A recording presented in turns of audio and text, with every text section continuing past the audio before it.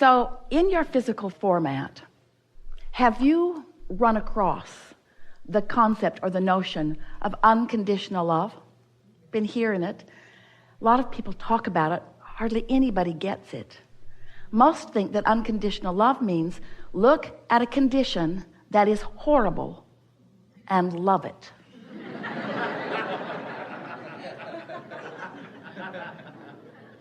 So you need a lot of practice at that.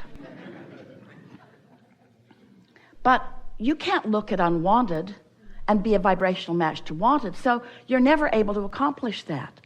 That's what makes you want to define things and explain things. But we want you to understand that what unconditional love is, we're going to make it easier for you. Unconditional love, unconditional clarity, unconditional appreciation, unconditional alignment, because love and appreciation and clarity and eagerness and all of those words that describe good feeling, they all mean alignment with source, and that's what love is. Alignment, pure alignment, non-resistance. So unconditional love or clarity is about being in love or clarity. We have enjoyed this interaction immensely. But the words unconditional love are not just a goal for you to accomplish. It is also the process by which to accomplish it, all in the sentence. Unconditional love means love. We've enjoyed this interaction immensely. It means, do you know what it means? Can you feel what it means? It means withdrawing your attention from the condition that prevents the love. Unconditional love means there are conditions that you love and there are conditions that you don't love. But when you train yourself to sift and sort for the best conditions, you train yourself to be a conditional liver. You're looking at conditions. And if there are good conditions, you feel wonderful. And if there are not good conditions, you feel terrible. But then you have no control because your reality is full of conditions. Have you noticed? There are conditions everywhere. Don't turn on the television, whatever you do. It will bring a myriad of conditions to you. The television news networks, they scour the planet for things that they know will frighten you. And they dramatize them and they put them on 24-hour cycles and they put music behind them and they bring them right into your living room and they say, practice unconditional love. And we say, you just can't look at that stuff without the opinion of your source about it rising in a vibrational frequency that will let you know where you are in relationship with it, you see. So unconditional love means you got to decide that first and foremost you want to be in alignment, and if it requires withdrawing your attention from conditions that don't allow your alignment, then so be it. That's what unconditional love is. It's caring more about love than about perusing the conditions. It's about caring more about alignment or love, appreciation, clarity, than being right. Oh. That's hard to take, isn't it? When you decided to come forth into this physical body, you did not say, I'll go forth, I'll be born, splat. And I will find the right way of living, and I will convince others to come that way with me. You didn't say anything like that. You said, oh, what a wonderful world this is. The diversity of this time-space reality will provide for me the most wonderful format for new ideas to be born within me that can be realized by me. Not new ideas that can be born within me that I will then take everyone else by the hand and show them the error of their ways and the rightness of my ways. Not one of you said that. You were aligned with source then. But then you get here and you don't feel so good, and your assumption is that the reason that you don't feel good is because that condition makes you feel bad. So then you set out to change a condition that you have no control over, and then you get defeated, and then you become so judgmental about the way others live. Those far from you, those in masses, and those up close to you. You know, I felt a lot better before you said that to me. You shouldn't have said that to me. You should not have said that to me. I was happy before you said that to me.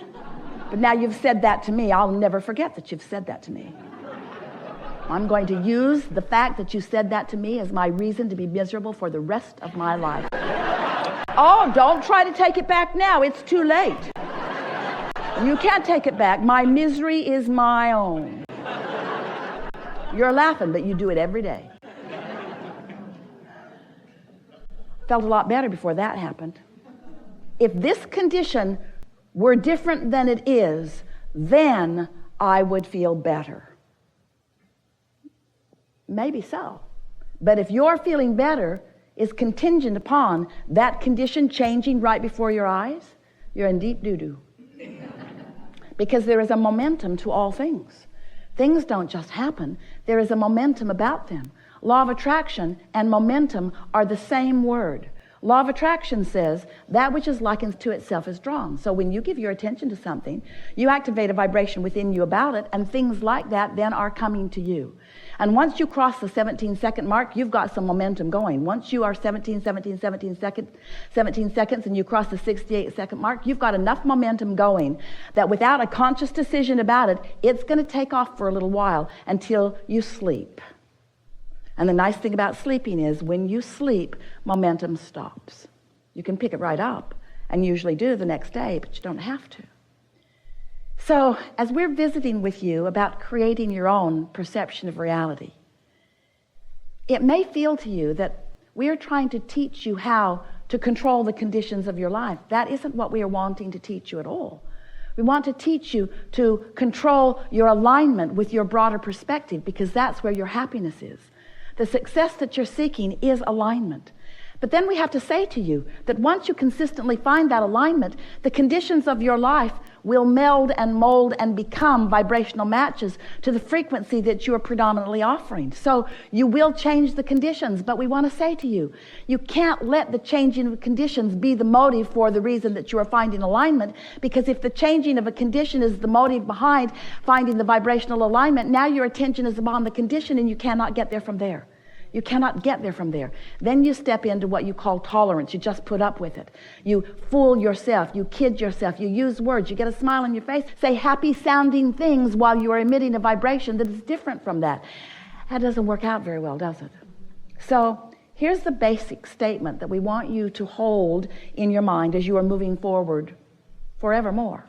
The universe does not hear what you say. The universe hears what you mean. And what you mean is what you're offering vibrationally.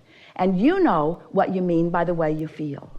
So if you are feeling uncomfortable about something, you have some refocusing to do in order to bring the discomfort into comfort. And as you begin to discover that you have the ability to bring yourself into that comfortable alignment, oh, then so many things that you've been wanting will flow into your experience. You have been sifting and sorting, and in the process, you've been launching these rockets of desires. And in the process, you've created a vibrational version of the reality that you are seeking. Now, we want you to understand that to you, it's a future version of a reality that you are looking for. But to us, it's an existing reality that you've already carved out that does exist. Can you hear the difference in that? When you want more money, you become vibrationally more prosperous. And even though you doubt it and you don't let it flow into your experience, you have become a more vibrationally prosperous being. So we began talking to you about this vortex. It's a vibrational reality that existed in part before you even came into this physical body, and that you've been adding to vibrationally ever since. And so for a while, we talked about it for quite a while with you. We wrote a whole book about getting into the vortex, being a vibrational match to the vibrational reality that is you.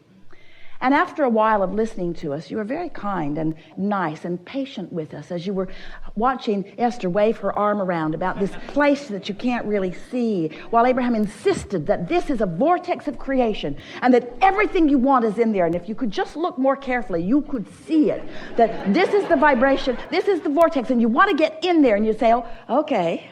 I don't actually see anything now that I'm in there. And then we said, of course, you don't see it or hear it or smell it or taste it or touch it, because that's all about the manifested version. In other words, the vibrational reality is, hear this, We're only going to say it to you 1,000,000 times. The vibrational version of it is, oh, we can't wait to tell you, and yet we want to let there be enough suspense that you remember when we do tell you. The vibrational version is unconditional. Now, there should be a lot bigger gasp in the room. Because what that means is the conditions have not been realized yet by you. You began saying things to us such as, Abraham, I'll accept your odd version of all of this. I can accept that I was something before I was this. And I'll even accept that that something still exists and that there is some relativity to it. And I guess I can accept that my emotions speak to that relationship. And I'll play your silly game. Okay, there's a vortex. There's a vortex and everything I want is in it. So Abraham, how do I get my money out of the vortex and into the bank? That's what I really want to know. And it's really what we want you to know. There's no satisfaction. You're physical beings. You've come forth into this physical time-space reality. You are creators. You have come to manifest things.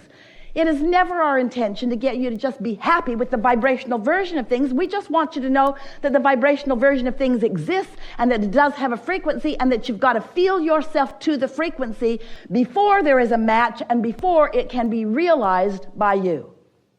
If you want money and you're complaining about not having enough, your money is not going to come out of the vortex into your bank account because there is too much vibrational discord going on with you. So over time, we've been explaining lots of different ways. You got to find the feeling of the money. And you say to us, and we understand, how can I find the feeling of something that isn't? And we say, but you see, you've trained yourself so conditionally. You have been such responders to conditions that you don't realize that you could respond to a vibration and create a condition. You did not come to face reality. You came to create reality. But you can't create a new reality while you've got your undivided attention upon the reality that exists. If you let what is be the reason that you offer the vibration that you offer, it's just going to keep repeating itself. Different places, different faces. Same scenario over and over and over and over again. You don't need our word for that. You know it. You've been living it, haven't you? Different places, different faces, but not much shifting. If you just keep looking at what is and talking about what is and joining groups that also are agreeing about what is, as you keep talking about what is and how much you don't like what is and how long you've been living what is that you don't want to live what is and how many others are living the same what is that you don't want and how somebody else should do something about changing the condition about what is so that you could just observe what is and feel better. And we say, give it up. Give it up. You're only going to continue to perpetuate what is. And a lot of what is pretty sweet, isn't it?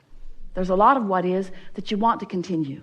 There's a lot of what is that is good as it is and is getting better all the time. There is a lot of what is that is really the way you want it to be.